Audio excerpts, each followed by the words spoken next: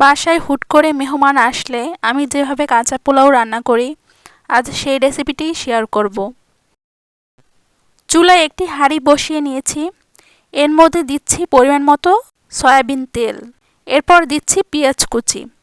পেঁয়াজ কুচির মধ্যেই আমি দিয়ে দিচ্ছি দারুচিনি ও এলাচি। আমি পেঁয়াজটা ব্রেস্তা করে নেব। পেঁয়াজটা ব্রেস্তা হয়ে আসলে এর মধ্যে দিয়ে দেব পরিমাণ মতো পানি।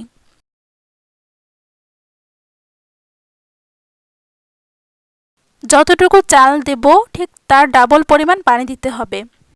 আমি 2 পট চাল রান্না করব, এর জন্য আমি ঠিক 4 পট পানি দিলাম। এরপর দিয়ে দিচ্ছি কাঁচামরিচ। আমি ঢাকনা দিয়ে ঢেকে দিচ্ছি। পানিটা বলক আসা পর্যন্ত অপেক্ষা করতে হবে। পানির মধ্যে পরিমাণ মতো লবণ দিয়ে দিয়েছি। ওই ভিডিওটা স্কিপ হয়ে গেছে। পানির বলক আসার পরে আমি চালটা ধুয়ে কোনো পানি না ঝরিয়ে দিয়ে দিয়েছি। এখানে পানি ঝরানোর কোনো প্রয়োজন নেই। চালটা দেওয়ার পরে একটু নাড়াচাড়া করে দিচ্ছি। বলক আসা পর্যন্ত অপেক্ষা করতে হবে। আমার কাছে পোলাওটা একটু মিষ্টি মিষ্টি হলে ভালো লাগে, তাই একটু চিনি দিয়ে দিলাম। আপনারা চাইলে এটা স্কিপ করতে পারেন। এখন 7 থেকে 8 মিনিট রান্না করতে হবে। পানিটা প্রায় চালের গায়ে গায়ে লেগে আসা পর্যন্ত রান্না করতে হবে। এরপরে দিয়ে দিচ্ছি আগে থেকে গ্রেট করে রাখা গাজর কুচি। এটা আপনাদের ইচ্ছা। গাজরটা দিলে পোলাওটা একটু কালারফুল হয়, তাই দিলাম। গাজরটা দিয়ে আর একটু সময় নেড়েচেড়ে দিচ্ছি। এখন দিয়ে দিচ্ছি 1 টেবিল চামচ পরিমাণ ঘি। এই সময়ে ঘিটা দিলে পোলাও থেকে ঘিয়ের ফ্লেভারটা খুব ভালো আসে। পানিটা প্রায় চালের গায়ের সাথে লেগে এসেছে। এখন ঢাকনা দিয়ে ঢেকে চুলাটা বন্ধ করে দিচ্ছি।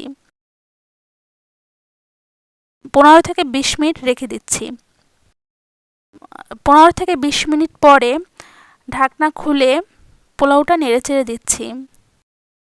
পোলাওটা খুব ভালোভাবে ফুটে এসেছে এবং সব পানি শুষে নিয়েছে। একেবারে ঝরঝরা। দেখুন কতটা সুন্দর হয়েছে।